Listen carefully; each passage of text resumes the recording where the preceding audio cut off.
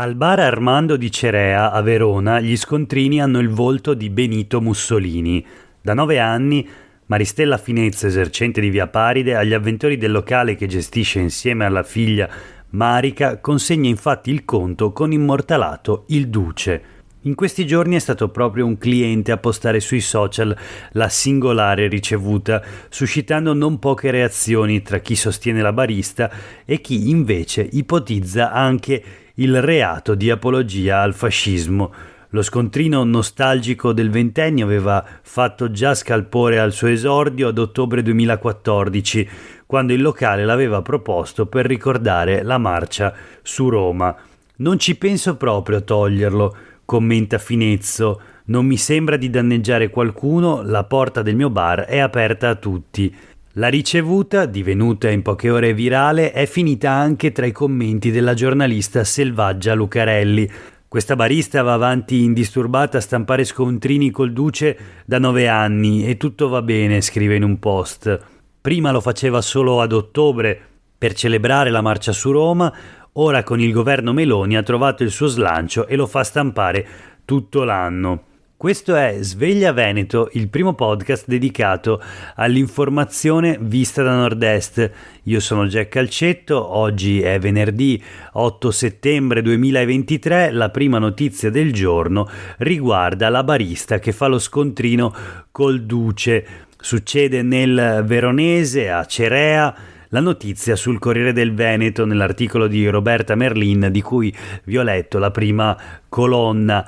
L'esercente dice ancora: nessuno mi tocchi Mussolini e Meloni, ammiro Mussolini per ciò che ha fatto di buono come la sanità gratuita, le pensioni, le bonifiche, e lo condanno invece per le leggi razziali. La barista di Verona non nasconde poi la sua fiducia per l'attuale governo: adoro la Meloni ma ho paura che me la ammazzino, chi va contro la sinistra finisce sempre alla gogna. Non mancano poi parole di solidarietà per il generale Vannacci, anche se l'esercente non ha letto il suo libro, e conclude: sarebbe meglio che la gente si preoccupasse di quel comunista di Putin e dei danni che ha fatto con la guerra in Ucraina invece di polemizzare sui miei scontrini. C'è la reazione dell'ANPI, dell'Associazione Nazionale Partigiani d'Italia. Tutto ciò è incommentabile, afferma il presidente dell'ANPI di Verona Andrea Castagna.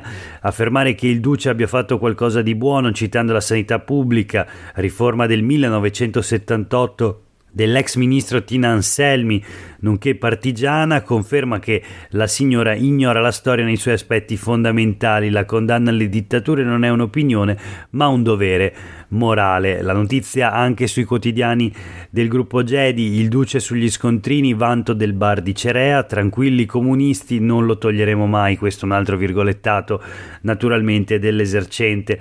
La vicenda era emersa nel 2014 ma ora torna grazie ai social. In questi anni nessuna multa e Martella, segretario del Partito Democratico del Veneto e deputato, deposita un'interrogazione parlamentare rivolta al ministro dell'Interno Piantedosi. Vedremo come proseguirà questa vicenda. Nel frattempo noi voltiamo pagina e proseguiamo con la rassegna stampa di oggi.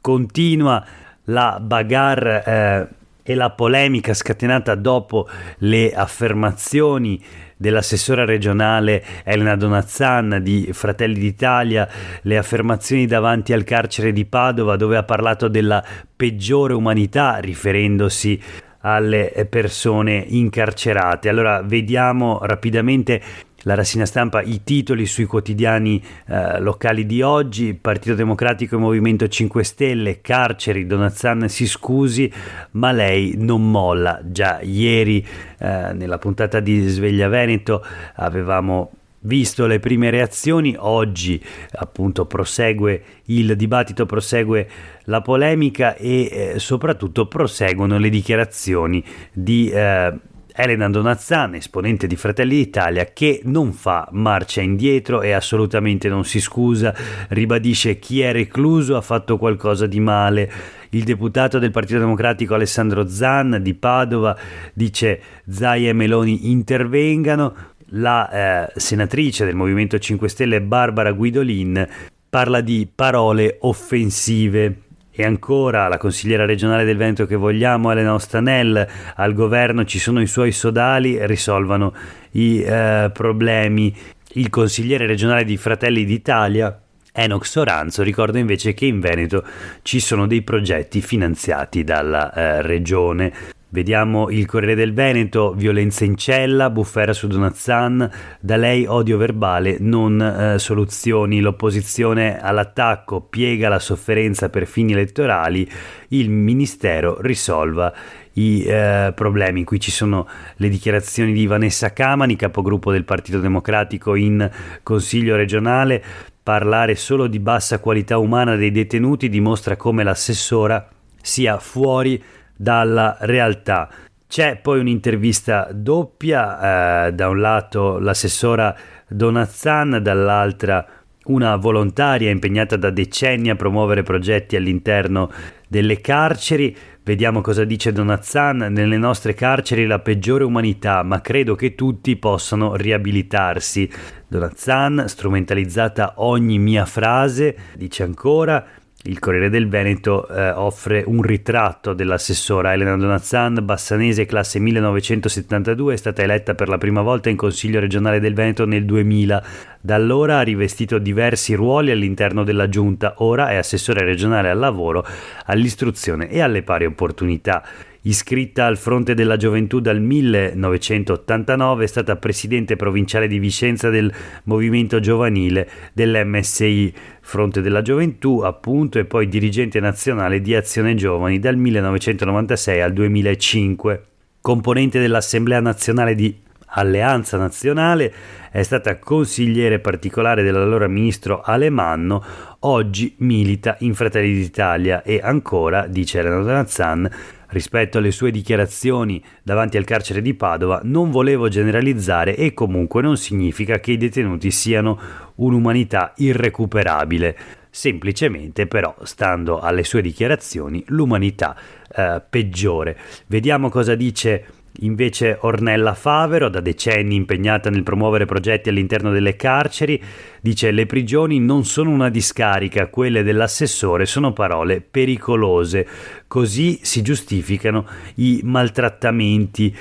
Vediamo chi è Ornella Favero. Nel 1997, assieme a un gruppo di detenuti della casa di reclusione di Padova, ha fondato Ristretti Orizzonti, diventata una tra le più autorevoli riviste sui temi della detenzione.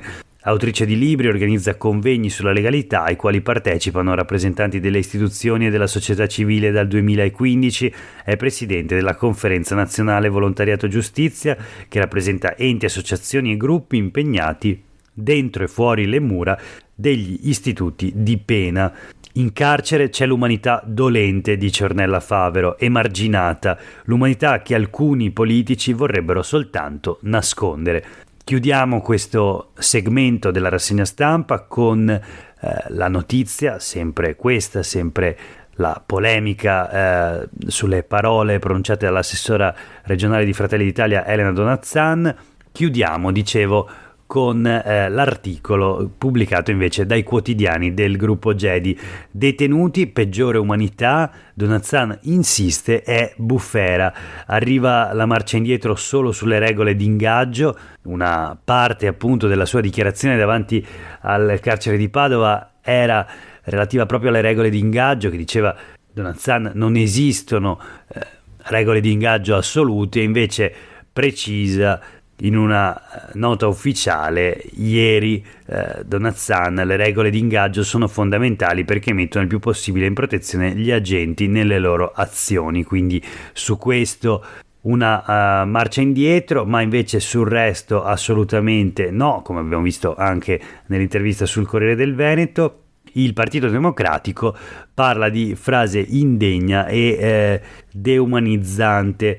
Lo fa in particolare la deputata del Partito Democratico Rachele Scarpa. Donazzan descrive con parole deumanizzanti un contesto e delle persone per cui né la sua giunta né il suo governo hanno intenzione di fare nulla.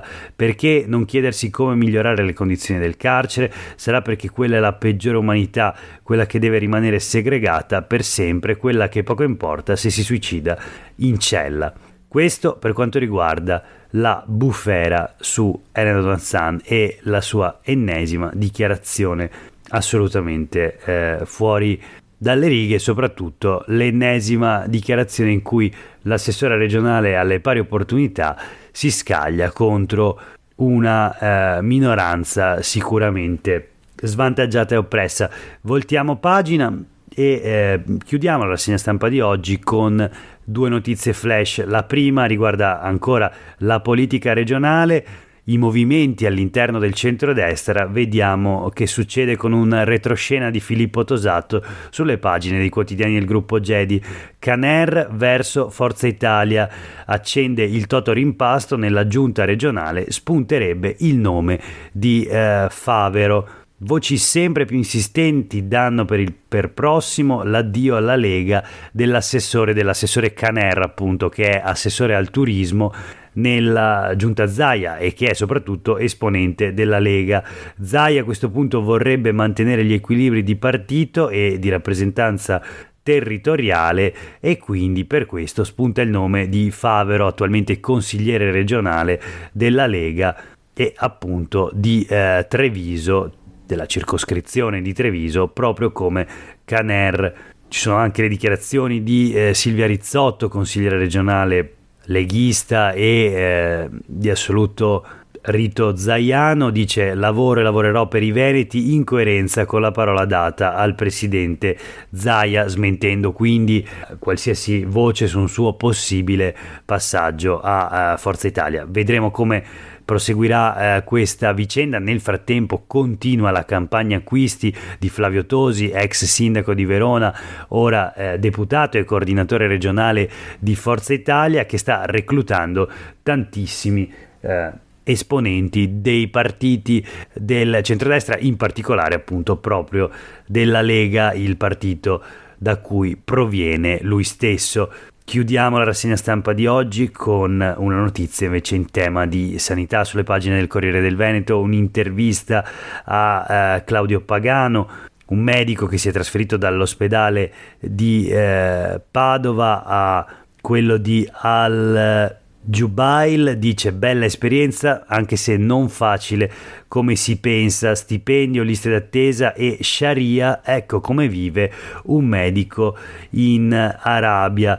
Insomma, racconta la sua esperienza, ma di cosa si parla? Il fenomeno è quello della fuga nel Golfo, la fuga dei medici, ma non solo, anche degli infermieri, dei fisioterapisti, di tante figure professionali sanitarie che scappano dal Veneto e dall'Italia verso i paesi del Golfo, Emirati Arabi, Arabia Saudita, eccetera.